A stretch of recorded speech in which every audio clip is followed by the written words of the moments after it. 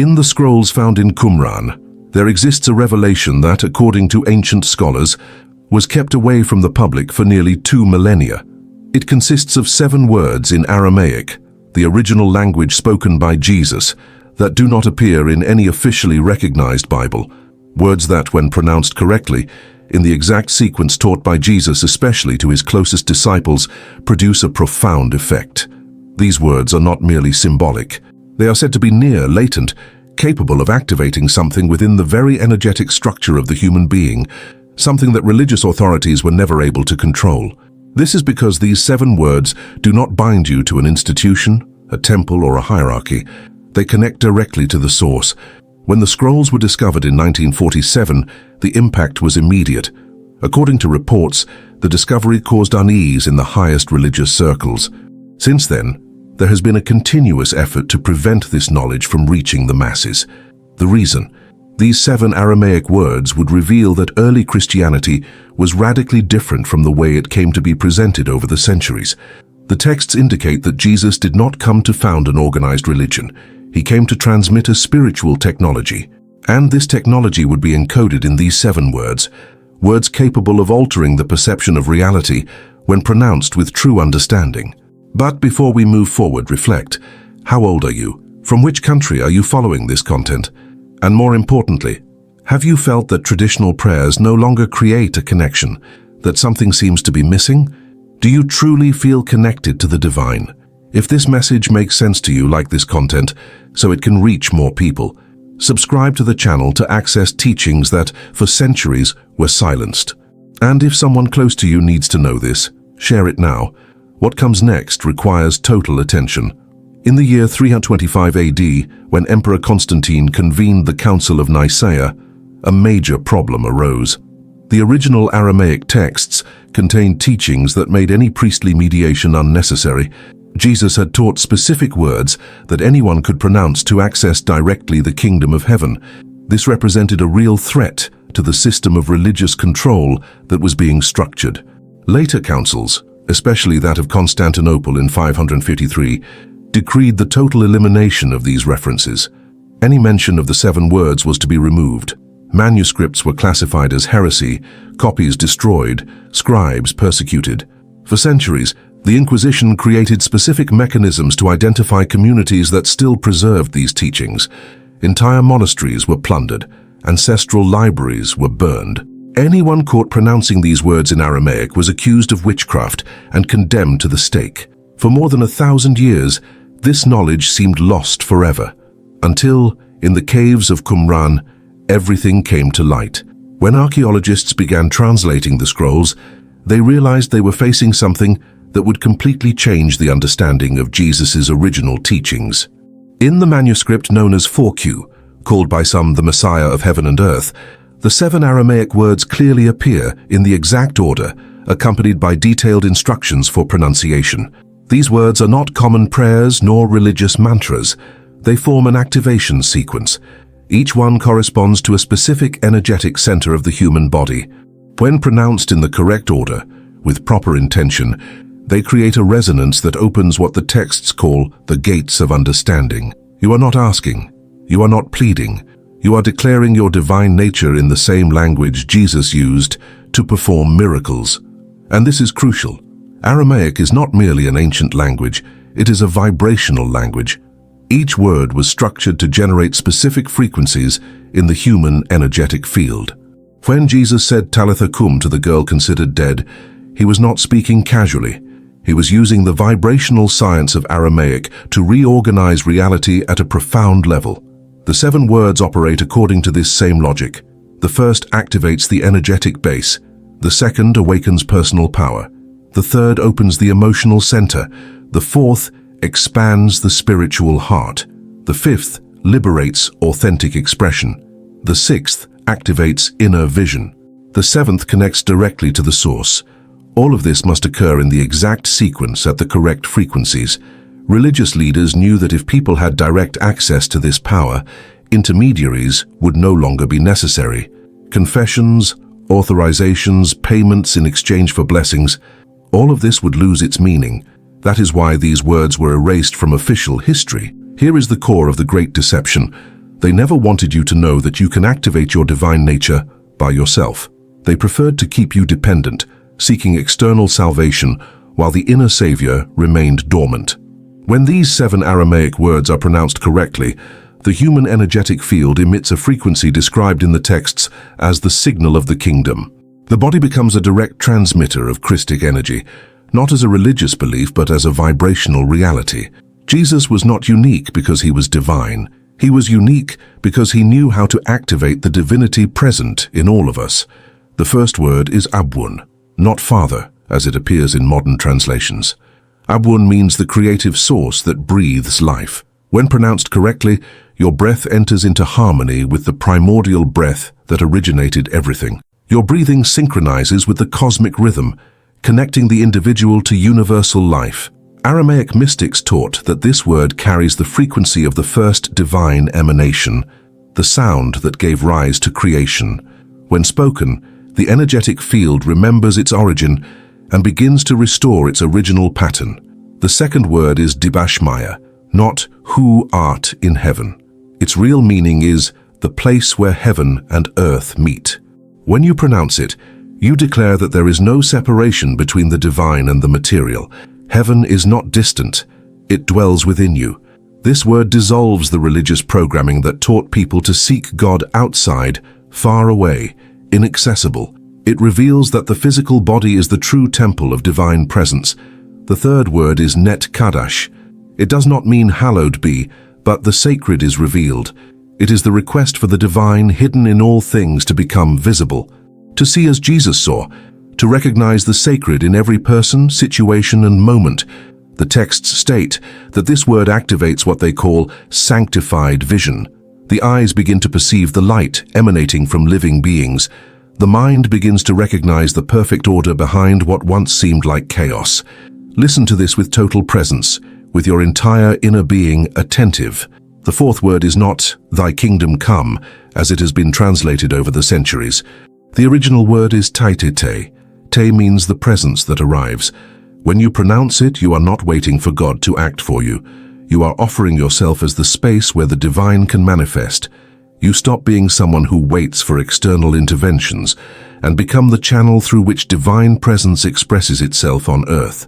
Masters of the Aramaic language explain that this word transforms the heart into a living portal. You are no longer just someone who prays to God. You become someone through whom God prays to the world. The fifth word is Newe. It does not mean thy will be done. Newe expresses the idea of allowing to flourish. When you say it, you declare that the divine will can expand through your human will. There is no conflict here. There is no annihilation of the self. There is conscious surrender. There is cooperation between the individual and the universal being. The texts describe that this word activates what they call the union of wills. The ego is not destroyed. It is refined. It stops competing and begins collaborating with divine intelligence. The sixth word does not refer to physical bread. It is Seanon. It does not mean, give us our daily bread, but grant us that which sustains our growth. You are not asking only for food for the body, but for everything the soul needs to evolve. Experiences, encounters, challenges, learnings, blessings. Everything that propels you to the next level of consciousness. Aramaic mystics taught that this word awakens the law of divine provision. From this point on, you begin to attract exactly the people and situations necessary for your inner expansion. The seventh and final word is Washbaklan.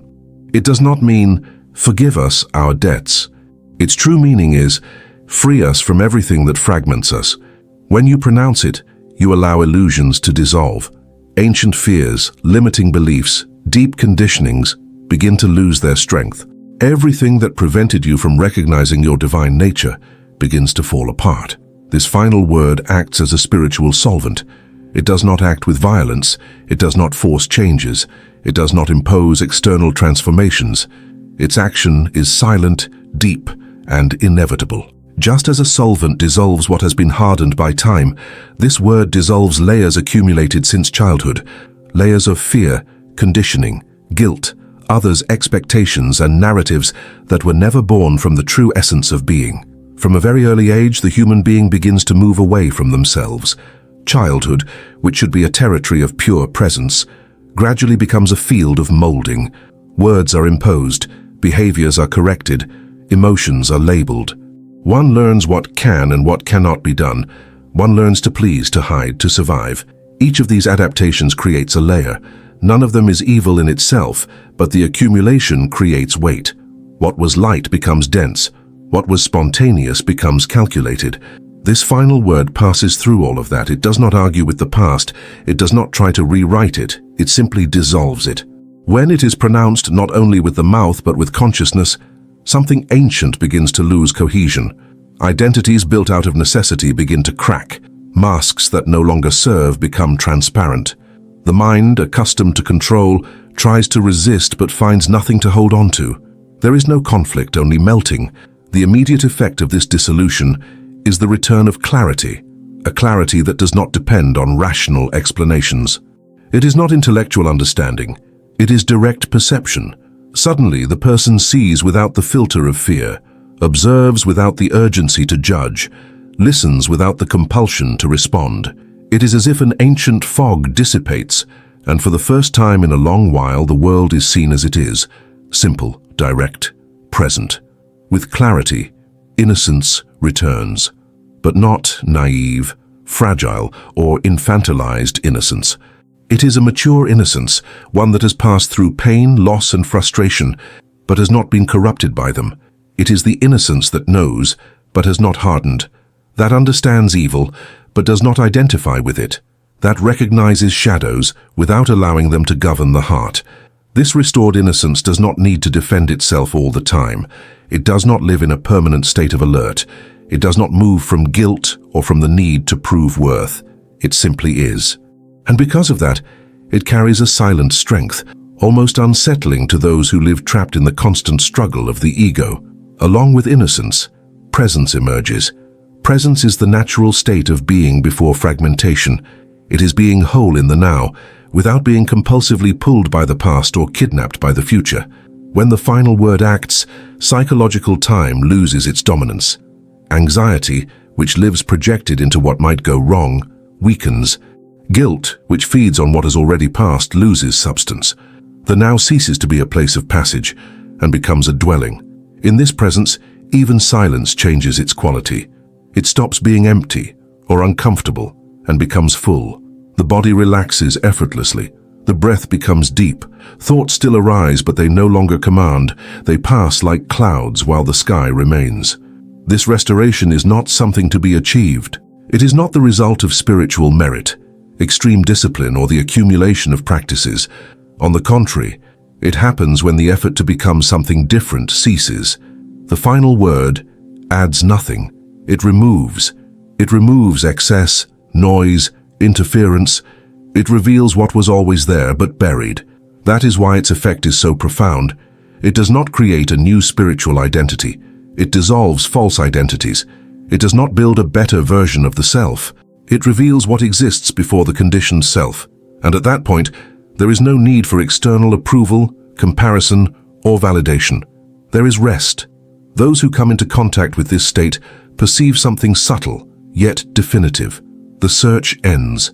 Not because all answers have been found, but because the central question dissolves. The impulse to flee from oneself disappears. Being returns home. And this home is not a place, nor a belief, nor a system. It is the original state of clarity, innocence, and presence, intact, silent, and always available, waiting only for the final layer to be dissolved. When the 7 words are pronounced in the correct order and with conscious intention, something measurable happens in the energetic field. The texts describe a luminous opening that begins at the base of the spine and ascends to the top of the head. This is not imagination. It is a real biological process, activated by specific frequencies of Aramaic. Pay attention to what comes next, because once you understand this mechanism, it is no longer possible to live as a victim of circumstances. And that was exactly what most frightened religious leadership. When this sequence is activated, and the energetic field begins to vibrate at the frequency of the kingdom, external control becomes impossible. The connection with the divine becomes direct, personal, and undeniable. No one needs to interpret God for you. You experience this relationship for yourself. Now listen carefully to how to practice this sequence. Tonight, find a quiet place where you can remain for about 15 minutes. You do not need candles, incense, or elaborate rituals. All you need is your voice, your intention, and the knowledge that Jesus entrusted to his closest disciples. Say it comfortably, with the spine upright but relaxed. The spine functions as an antenna capable of conducting the frequencies that will be activated. Take 3 deep breaths. Do not rush this gesture. Allow the air to enter slowly through the nostrils, filling the lungs as if visiting every forgotten space within you. Feel the chest expand, the abdomen move. The body recognize that it is safe in this moment. As you exhale, let the air leave through the mouth or nose without effort, like someone releasing an old weight that no longer needs to be carried. On the first exhalation, release the most obvious tensions in the body. The shoulders can relax. The jaw can loosen. The forehead can soften. Notice how many of these tensions were there without your awareness, accumulated by haste, worries, and the constant vigilance that life demands. Do not fight them. Simply allow them to dissolve with the natural flow of the breath. On the second deep breath, bring your attention to the mind. Thoughts may still arise. Lists, memories, images, internal dialogues. Do not try to silence them by force. Instead, as you exhale, imagine these thoughts moving slightly away, like clouds slowly drifting across the sky. They do not need to disappear completely. It is enough that they stop occupying the center of your attention. On the third breath, go even deeper. As you inhale, welcome the present moment exactly as it is. As you exhale, release any expectation about what should happen now. There is nothing to achieve, nothing to fix, nothing to prove. This moment is enough. You are enough here. Now place your right hand over your heart. Feel the contact of the palm with the chest. Notice the warmth of the skin, the gentle movement of the breath, perhaps even the rhythm of the heartbeat. This simple gesture carries an ancient language, understood by the body even before words. It is a signal of return, of presence, of inner recognition. The heart is not just a physical organ, it also symbolizes the center of sensitivity, inner truth, and living consciousness. When you touch the heart, you're not trying to control it, but to listen to it. Allow yourself to feel what is there without judgment. There may be calm, there may be emotion, there may be a deep silence. Everything is welcome. The left hand rests gently on the lap. It holds nothing, it does not close, it does not tense, it simply rests. This gesture communicates something essential to the internal system. For now, there is no need to act. There is no need to defend. There is no need to respond to the world. There is permission to simply be. Observe the difference between the hand that touches the heart and the hand that rests. One symbolizes conscious attention. The other symbolizes surrender. Together, they create a subtle balance between presence and rest, between awareness and trust. Remain like this for a few moments. Notice how the body begins to respond. The breath naturally tends to become slower and deeper on its own. The nervous system recognizes the safety of the moment. Excessive alertness begins to give way to a state of regulation and quietness. This is not something you need to force. It is a natural response when attention returns to the now. If thoughts arise, let them pass. Gently return to the contact of the hand on the heart. Return to the sensation of air entering and leaving. Return to the weight of the body being supported by the floor or the chair. Each return is an act of kindness toward yourself. In this inner space, something begins to reorganize. The mind, even if only for moments, releases the need to control everything. The body remembers what it is like to exist without constant tension. Consciousness anchors itself in the present, not as an exercise, but as a natural state that has always been available. Here you are not your worries. You are not your past mistakes. You are not your future projections. You are the silent presence that observes all of this. The longer you remain in this simple state, the more you realize that there is no effort involved. This is not about rigid concentration, but about permission. Permission to rest in what is already here.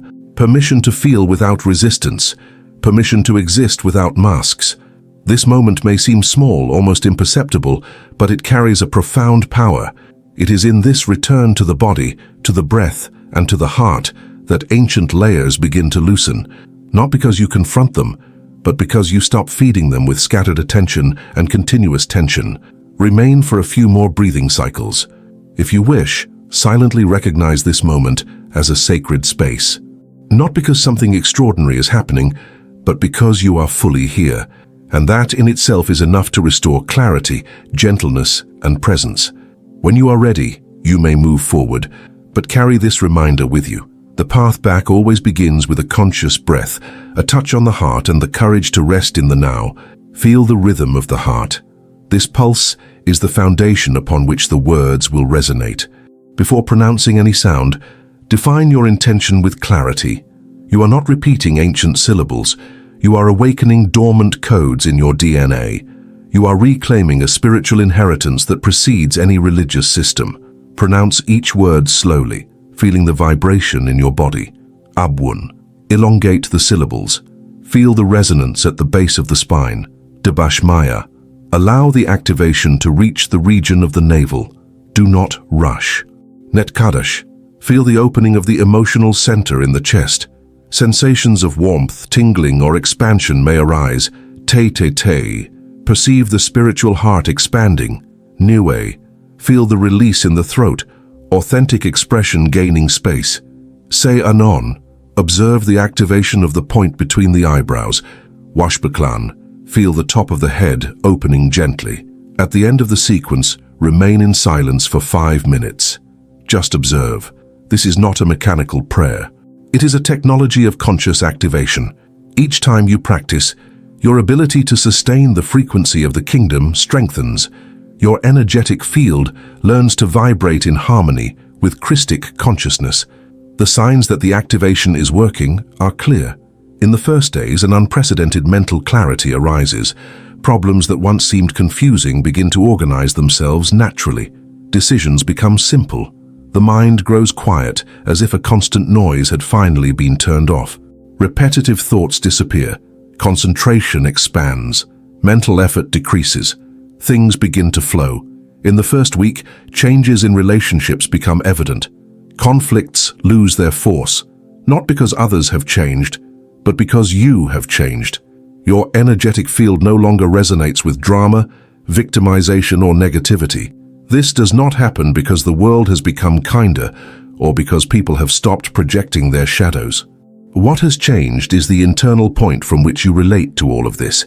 There is a silent realignment, almost imperceptible to those who observe from the outside, but profoundly transformative for those who live it from within. Before, drama found an echo.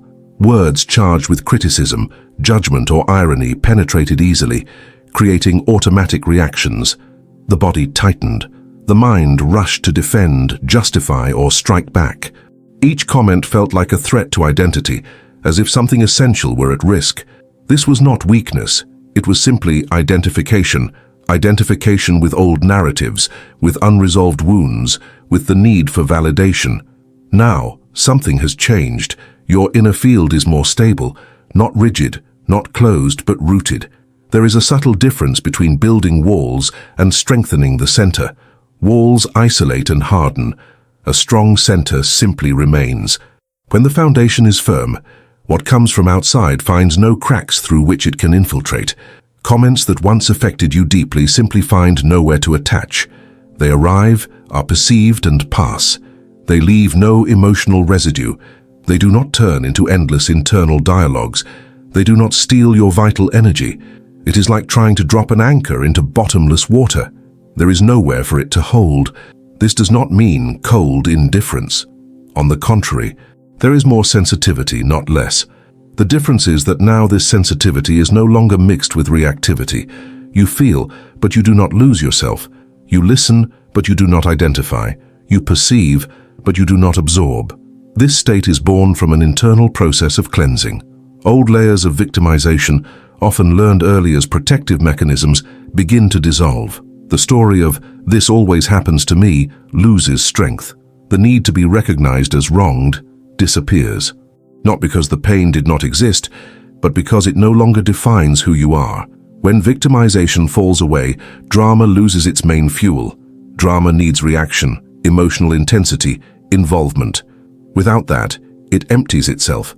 Situations that once seemed enormous are now seen in their real proportion. Problems continue to exist, but they no longer dominate the inner field. Negativity also finds less space. Pessimistic thoughts may arise, but they do not settle. Dense emotions may appear, but they do not take deep root. There is a silent trust operating underneath, a sense that regardless of what arises, you will be able to move through it without fragmenting. This change directly affects your relationships. People accustomed to provoking reactions may find it strange. Some will insist, raising their tone, trying to recover the old dynamic. Others will simply drift away, realizing that the game no longer works. And all of this happens without open conflict, without speeches, without the need for explanation. You do not need to announce your transformation. It reveals itself in the absence of reaction, in calm amid chaos, in the conscious choice of silence where there once would have been confrontation. This silence is not submission, it is discernment. It is knowing when something deserves a response and when it deserves only space to dissolve on its own. Internally, an economy of energy arises. What was once spent on rumination, defense, and justifications now returns to you. This energy can be directed toward creation, presence, true listening, and more aligned choices. There is more inner space, more lightness, more clarity. Over time, you notice something even deeper. Not every comment needs to be processed. Not every opinion requires consideration. Not every provocation is personal. Many words that come from outside speak more about the internal state of the one who speaks them than about you. This understanding is not intellectual. It is felt. The energetic field, when coherent, functions as a natural filter. What is not in resonance simply does not enter. There is no struggle. There is no active rejection. There is only a difference in frequency. Just as a radio station does not pick up a signal it is not tuned to, you no longer pick up certain emotional charges. This does not make you superior to anyone.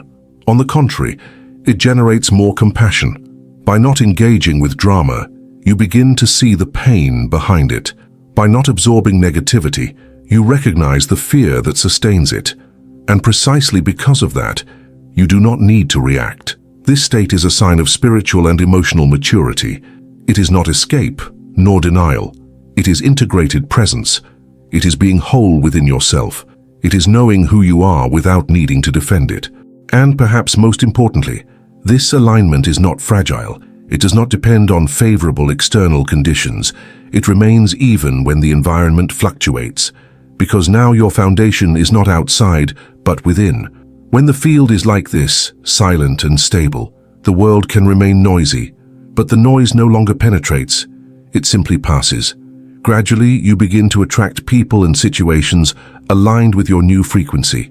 Deeper conversations, more authentic relationships, opportunities that seem to arise without effort. And in the first weeks, synchronicities intensify in an impressive way. These are not random coincidences, but an intelligent organization of events. An invisible choreography of happenings begins to form to support your growth. The universe responds to your new vibration, aligning encounters, opportunities, and resources exactly at the moment you need them. You think of someone, and that person contacts you the same day. You need specific information, and it appears on your path effortlessly. The signs become subtle yet constant. Traffic lights seem to open the way. The right place appears at the exact moment. Doors open where there were once blockages. These are not trivial details. They do not arise by chance, nor can they be explained merely as isolated coincidences. They are consistent, repeated signs, perceptible to those who observe attentively. When seen together, they form a clear pattern. Your energetic field has entered into harmony with the intelligence that organizes all of existence. This intelligence is neither abstract nor distant. It does not operate outside daily life, but through it. It is present in the rhythm of breathing, in the silent organization of nature, in the invisible logic that sustains cycles, encounters, and even apparent misencounters. When your internal field aligns with this greater order, something begins to flow differently. The small things change first. There are no spectacles, no announcements. There is subtlety. Situations that once demanded excessive effort begin to resolve with less resistance. Difficult conversations find unexpected paths. Obstacles do not disappear, but they stop blocking. It is as if the natural movement of life begins to work in your favor rather than against you. This alignment does not happen because you did everything right. It happens because you stopped fighting what is. By abandoning the constant need for control, you create space for the greater intelligence to act. This intelligence does not respond to force, but to coherence. When your inner state becomes more true, more integrated, more present, the response arises spontaneously. That is why these signs are not trivial. They indicate a shift of axis. Before, your actions came from the attempt to correct reality. Now they arise from listening. Before, the impulse was to react. Now it is to perceive. This shift completely changes the quality of experience, even if externally everything appears similar. The energetic field, when it comes into harmony, becomes quieter, not because life becomes empty, but because internal noise diminishes. Obsessive thoughts lose strength. Reactive emotions arise with less intensity and dissipate more quickly. There is an inner space that observes without getting lost, that feels without fragmenting. This space is the point of contact with the intelligence that organizes everything. You begin to realize that you do not need to push events. There is a right time to act and a right time to wait. Sensitivity to discern these moments sharpens. Decisions start to be made from calm clarity, not from urgency or fear of making mistakes. Often, this intelligence manifests as synchronicity. People appear at the exact moment. Information arrives when it is needed. Paths open without excessive planning. This is not magic or superstition. It is the result of an internal field that has stopped emitting contradictory signals. When there is internal alignment, the external responds with greater precision. This state does not eliminate challenges. It transforms the way you move through them. Problems cease to be seen as punishments or random tests and begin to be understood as course corrections. Even pain, when it appears, carries a broader meaning. It is not romanticized, but it is also not wasted. A silent trust begins to establish itself. Not blind trust, but trust rooted in direct experience. You realize that even when you do not immediately understand what is happening, something greater is operating. And this perception does not generate passivity. It generates collaboration with the flow of life. Alignment with this intelligence also redefines effort. You continue to move, work, create, choose. But effort ceases to be tense. There is no longer the constant feeling of rowing against the current. There is focus without rigidity. There is action without excessive wear. The body senses this difference even before the mind formulates any explanation. These signs also manifest in relationships.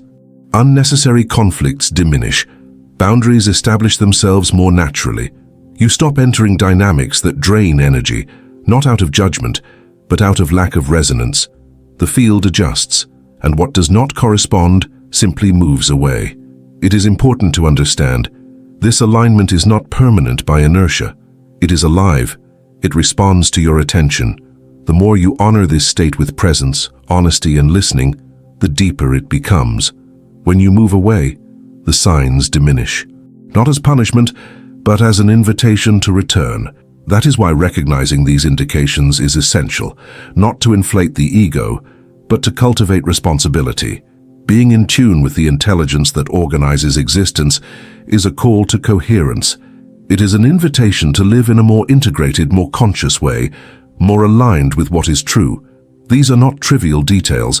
They are silent confirmations that something fundamental has reorganized within you. And when the interior finds order, the exterior responds, not by chance but by resonance. Listen carefully. In the first month of practice, you begin to experience what the ancient texts call the vision of the kingdom.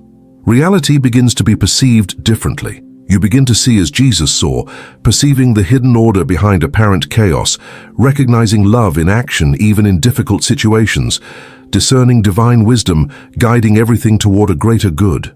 But something even more extraordinary happens after this period. Your very presence becomes a benefit to others. Without speeches, without attempts to convince, without preaching, simply by being in your frequency, you naturally elevate the environment around you. It is not something you try to do. It does not arise from an intention to convince, teach, or impress. The elevation happens because there is coherence between what you feel, think, and emanate. When this coherence is present, it spreads silently, like an invisible field that reorganizes everything around it. Spaces change when you enter, not because you physically occupy the place, but because your presence alters the quality of the environment. The air feels lighter, the rhythm slows down, there is less internal noise, less diffuse tension. People who were agitated calm down without noticing. Aggressive conversations lose force. Even silence becomes different, more inhabitable, less uncomfortable. This happens because every space is sensitive. Environments are not neutral. They absorb emotions, intentions, and internal states of the people who occupy them. When someone enters carrying anxiety, haste, or anger, it spreads quickly. In the same way, when someone enters anchored in presence, clarity, and calm, the collective field responds. You do not need to speak for this to occur. In fact, it often happens before the first word. The body recognizes it. Other people's nervous systems perceive it. There is a silent communication, older than language, that signals, it is safe here. And where there is safety, the body relaxes, the mind lowers its guard, and the heart opens a little more. People feel different without knowing how to explain why. They may say the environment feels more pleasant, that the atmosphere changed, that something became lighter. Others may not even verbalize it. They simply notice an internal shift. They breathe better, think more clearly, feel less need to defend themselves. Some feel seen, others feel welcomed. Even without direct exchange, something within them responds to your frequency. This influence does not come from superficial charisma or communication techniques. It comes from the absence of internal conflict. When you are not at war with yourself, it becomes perceptible. The body does not emit signals of threat. The energy does not carry repressed tension. The gaze does not seek approval. There is a visible rest, even in movement. This rest is contagious. Many people live in a state of permanent alert. Their bodies are prepared to react, even when there is no real danger. When they come into contact with someone who does not vibrate at this same frequency of defense, something within them reorganizes, not consciously, but biologically and emotionally. It is as if the internal system says, I can lower my guard here. This does not mean everyone will respond in the same way. Some draw closer, others move away. Some feel comfortable, and others feel confronted, because true presence also reveals. It mirrors what is misaligned. For those who live fleeing from themselves, this clarity can cause discomfort. Even so, even in these cases, the frequency does its work. It does not attack, invade, or force. It simply remains. You elevate the environment because you do not need to drain it. There are people who enter a place and consume energy, demand attention, validation, reaction. You, on the contrary, offer space. Your presence asks for nothing. It does not lean on others to sustain itself. That is why the field around you expands instead of contracting. This kind of influence is not learned from books nor simulated by effort. It is the result of an internal process of alignment, of letting go of old identities, of releasing accumulated emotional charges. The less you carry, the lighter everything around you becomes. Over time, you realize that you do not need to do something to impact the world. Your way of being is already action. Your silence already communicates. Your listening already heals. Your calm already organizes. In a world accustomed to excess, haste, and noise, the simple presence of someone whole is revolutionary. Spaces change because you do not arrive fragmented, you arrive whole. And what is whole invites what is around it to reorganize. There is something deeply humble in this process. You do not place yourself above anyone. You do not see yourself as special. You simply recognize that by caring for your own inner state, you contribute to the collective in a natural way. It is a silent service, often invisible but real. And perhaps most importantly, this frequency does not disappear when you leave the environment. People take something with them, a feeling, a reminder, an inner breath that remains even afterward. Sometimes that is what initiates small changes you will never see, but that continue unfolding. True presence does not need to be recognized to be effective. It operates on subtle levels, outside the control of the ego, outside the need for results. It simply happens. And so simply by being who you are, without effort, without masks, without noise, the world around you adjusts. Not because you try to elevate it, but because coherence always reorganizes chaos. Where you arrive, something finds order. Where you remain, something finds peace.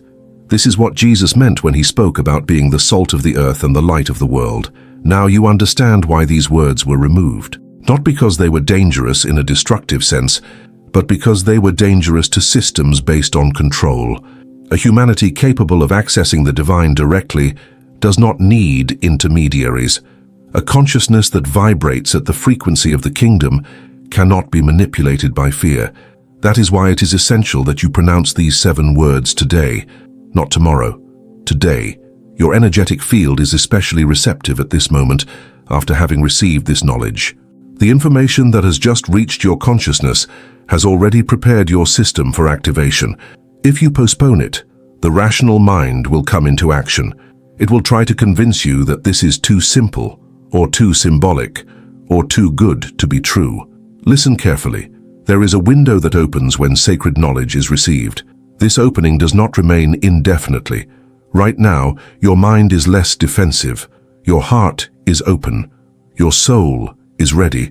Tomorrow, doubts will return. Not because you failed today, not because you lost something.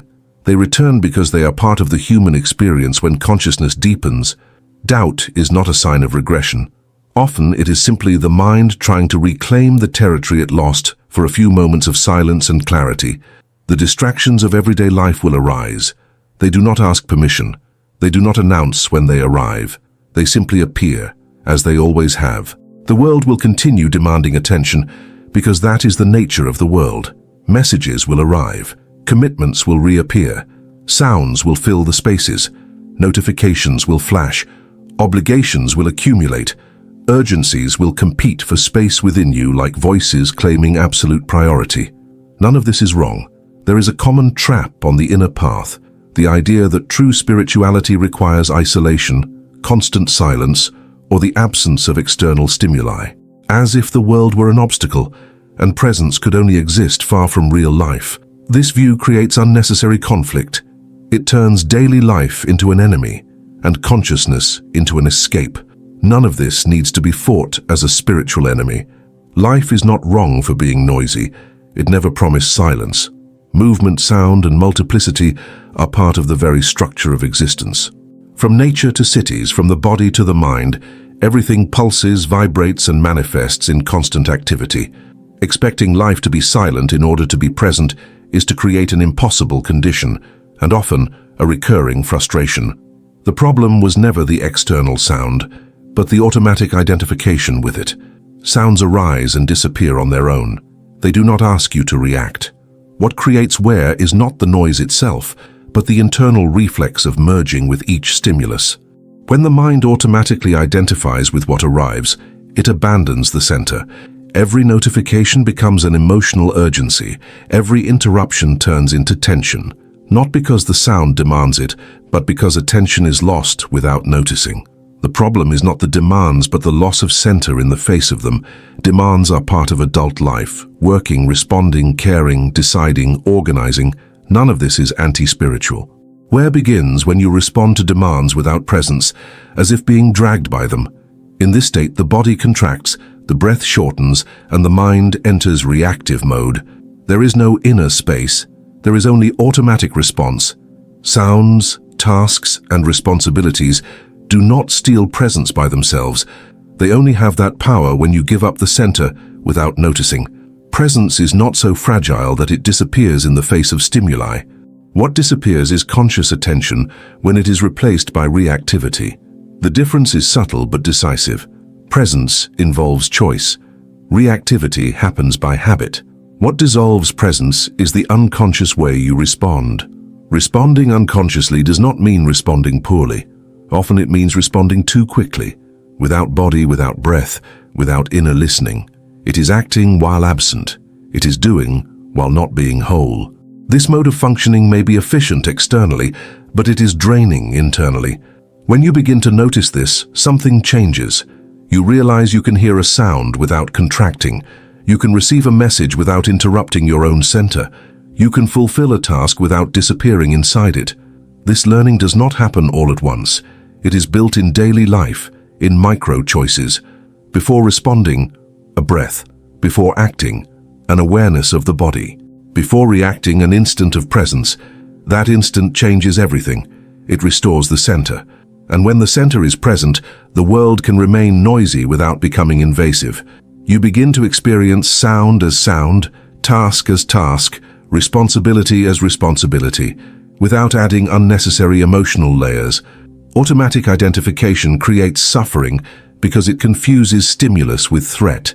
The body reacts as if it were in constant danger. By dissolving this identification, the nervous system regulates itself, not because life became easier, but because you stopped fighting it internally. This does not mean apathy. You continue responding. You continue caring. You continue acting. The difference is that now there is space between stimulus and response. In that space you exist, and where you exist, there is choice. Over time, you realize that presence is not something that is lost and found randomly. It is always available. What changes is the degree of access. The more you return to the body, to the breath, and to the now, the more this access stabilizes. Noisy life stops being a problem and becomes a field of practice. Every interruption becomes an invitation. Every demand becomes a test of grounding. Every shift of attention becomes an opportunity to return. It is not about controlling the mind. It is about educating attention. Educating attention is learning to notice when you have lost yourself and return without punishing yourself. It is accepting that distraction is part of the process, but does not need to be permanent. It is recognizing that the center is not outside, but within. When you live like this, something curious happens.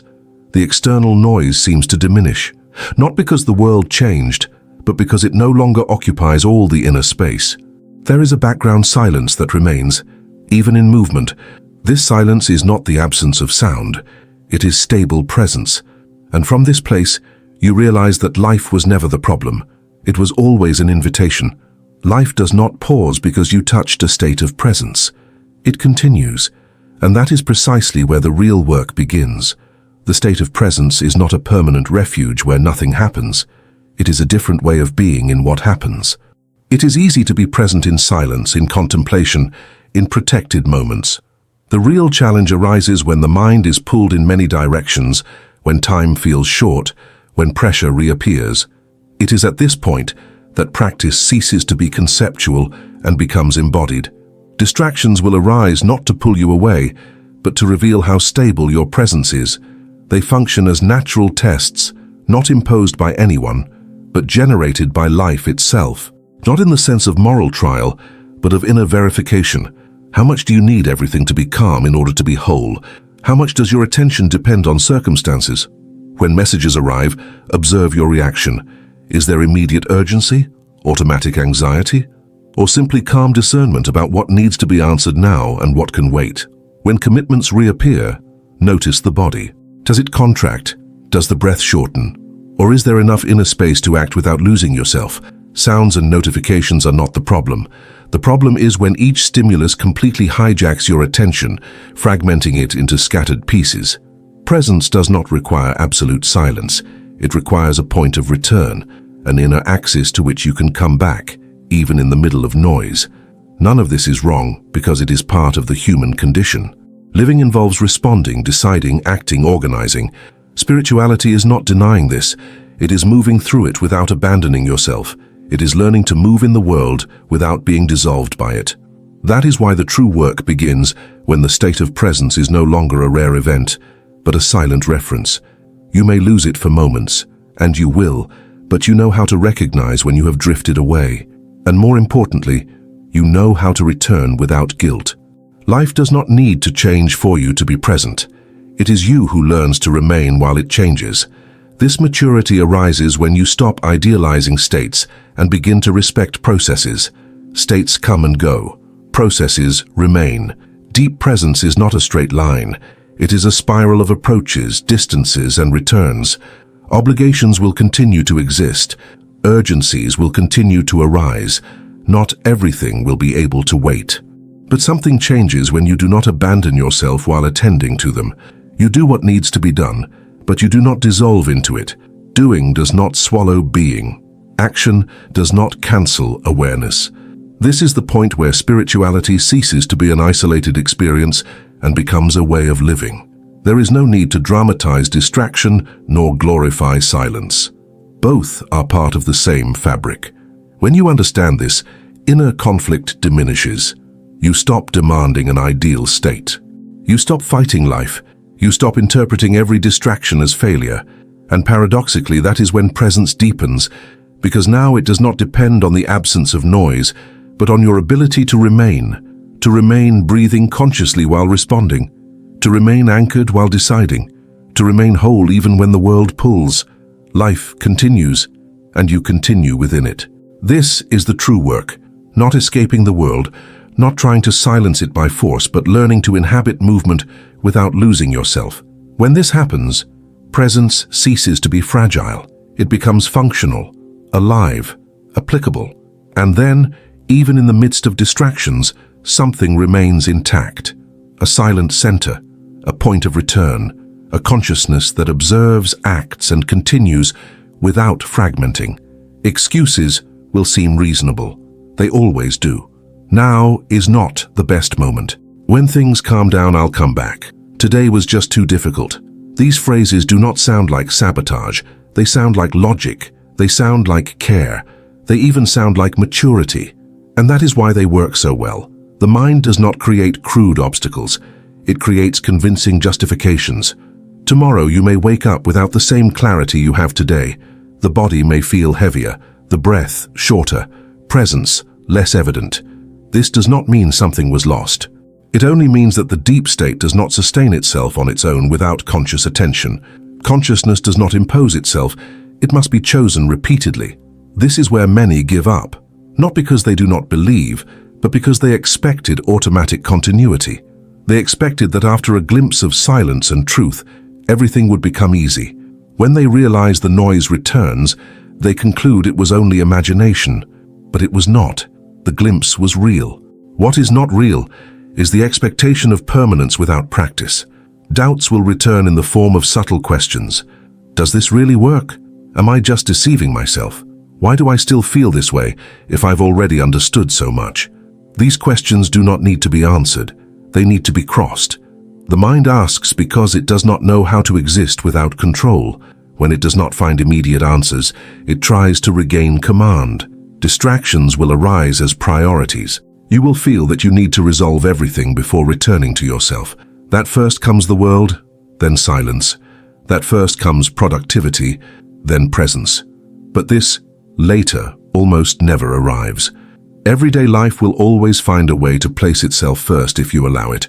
Excuses will seem reasonable because they are not lies. You really will be tired. You really will have commitments. You really will not feel like it on some days. The mistake is not recognizing this. The mistake is believing that you only return to what is essential when all conditions are perfect. They never will be. The path does not require constant intensity. It requires honesty. It requires noticing when you drift away without guilt. It requires returning without drama. Tomorrow, when doubt arises, observe it. Do not argue. Do not try to expel it. Simply recognize, here is the mind trying to protect what is familiar, and return.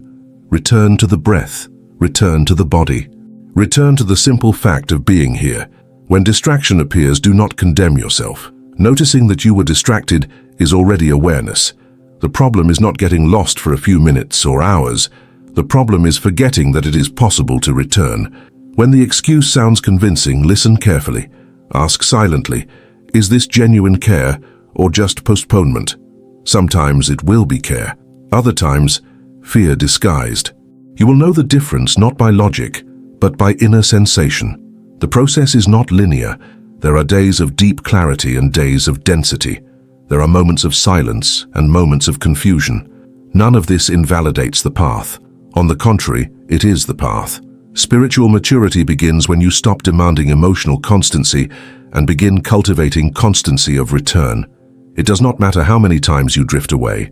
What matters is that you know how to return, without punishing yourself, without disqualifying yourself, without starting from zero every time. Tomorrow, you may forget, but at some moment, something within you will remember. A pause, a sigh, an instant of presence in the middle of chaos. This is how transformation installs itself, not as a permanent state of light, but as a silent fidelity to what is essential. Even when everything tries to pull you outward, doubts will return, distractions will arise, excuses will seem reasonable, and still the path will remain available, always. That is why it must be tonight. The beauty of these words lies precisely in their simplicity. Jesus did not come to complicate the connection with the divine. He came to simplify it. It was the institutions that made everything complex, endless rituals, elaborate ceremonies, belief systems layered upon layers, all designed to create dependence. The original message was always direct, accessible, and immediate. 7 words, 1 sequence, real results for those who pronounce them with an open heart and pure intention. Before sleeping, set aside 15 minutes of silence. Pronounce the 7 words, Abun, Dibashmaya, Netkadash, Tete, Newe, Say Anon, Washbaklan. Say them as if this were essential, because, in a certain sense, it is. Tonight marks the end of an old way of existing. Tomorrow, you will awaken different.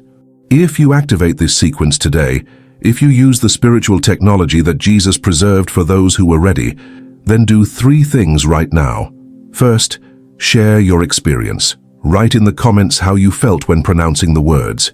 Second, like this content, so that this knowledge reaches other people before being silenced again. Third, send this to someone you know who is prepared for this level of teaching. The words are now in your hands. The technology is available. The only question that remains is, will you have the courage to use it? Tonight, when everything is silent, when the world seems asleep, you will awaken. You will pronounce the words that Jesus taught and discover, through direct experience, that the kingdom of heaven is not a distant place reached after death. It is a frequency accessible while you are alive, and that frequency begins now, with 7 Aramaic words capable of changing everything. If you've made it this far, I want you to know that it's no coincidence. Every moment you've dedicated to this video, every word you've heard, every reflection you've felt in your heart, is a gift that God has placed in your path. Therefore, don't forget to subscribe to the channel, leave a like and write your comment. Every gesture you make here is much more than a click. It's a way of planting seeds of light, faith, and hope in this world. By subscribing, you become part of a spiritual journey, a community that seeks to grow in faith, draw closer to Jesus, and spread His light. Each like is like a silent prayer rising to God, showing that you wish to be part of this mission of transforming lives through the Word and divine presence. Each comment, each shared thought, is a way of creating a sacred bond of spiritual communion, where experiences, prayers, and testimonies connect and strengthen one another. Know that God sees every detail of your heart. He sees your intentions, your doubts, your searches, and your desire to grow spiritually. And He honors every gesture you make to draw closer to Him, even through small actions like subscribing, liking, and commenting. Each gesture is a seed that God can transform into something much greater than you imagine, a light for you and for those who cross your path. May your participation in this channel bring you not just entertainment or knowledge, but a living spiritual experience. May each video be like a prayer, a word of comfort, a spark of light to illuminate your most difficult days. May Jesus touch your heart, showing you that no struggle is too great when we trust in Him, and that every challenge can become an opportunity for growth, faith, and transformation. Don't underestimate the power of what you can generate with your presence here. Each subscription strengthens the mission of spreading the message of love, forgiveness, mercy, and hope, of showing that even in a world full of darkness, the light of Christ always finds a way. Each like is a way of saying yes to faith, yes to prayer, and yes to allowing God to work miracles in your life and in the lives of others. Each comment is a way to share your heart, inspire others, and create a spiritual chain that only grows with each person who decides to participate. May God shower you with His most precious blessings, peace that calms the soul, love that warms the heart, wisdom that guides every step, and hope that never fades. May He transform your days, your decisions, and your words into instruments of light and goodness, and may Jesus always be your faithful companion, guiding every thought, feeling, and action. Therefore, if you've made it this far, don't stop now. Subscribe, like, and comment. Be part of this spiritual family, strengthen this chain of light, and allow the Lord to transform each of your actions into infinite blessings for you, for your home, and for all those who, through you, will feel God's presence. May this journey here be just the beginning of a path of faith, love, and transformation, and may each of your steps be accompanied by the divine light that never fades.